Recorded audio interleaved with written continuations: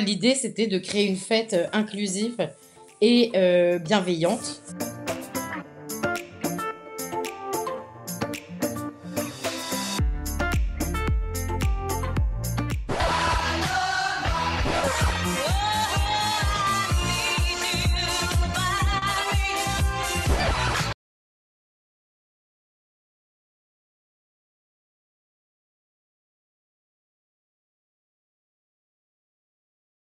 Qui s'appelle l'appart chez moi, qu'on a fait dès le début du confinement. Comme on adorait faire la fête et qu'on se manquait beaucoup, qu'on allait commencer par faire la fête un peu entre copains sur Zoom.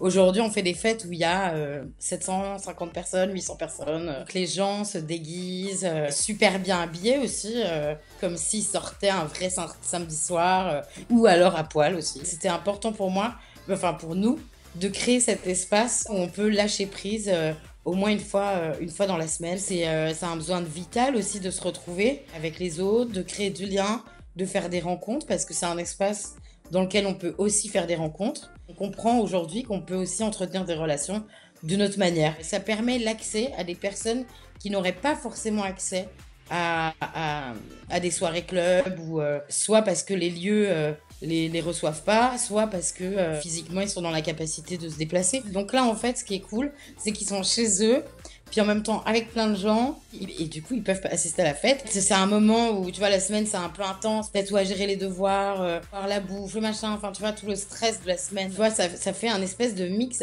enfin une mixité qui est géniale, et je sais pas s'il serait possible de faire ça dans la vraie vie, quoi. Moi, ça me fait un bien énorme de voir voilà, tous ces gens se mélanger. C'est vraiment LGBT et leurs amis. En fait, il y a vraiment un respect qui s'installe de part et d'autre. C'est de voir des familles avec enfants, puis des couples de garçons s'embrasser, des couples de filles, des personnes trans ou non binaires. Et c'est ça qui fait la magie aussi de cette soirée et de ce lieu-là. Et il n'y a pas de guest list, on est tous, tout le monde est invité.